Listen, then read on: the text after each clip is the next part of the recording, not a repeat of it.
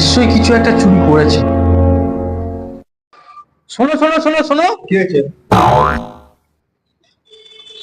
না তো কিছু নেই তো। নাটির বাচ্চা শুধু সন্দেহ। কতবার মা বাবাকে বলেছিলাম ওই ছেলের সঙ্গে বিয়ে করো না, ওই ছেলের সঙ্গে বিয়ে দিও না। আর তো মাত্র কয়টা দিন, যা না যা, আর তো মাত্র কয়টা দিন।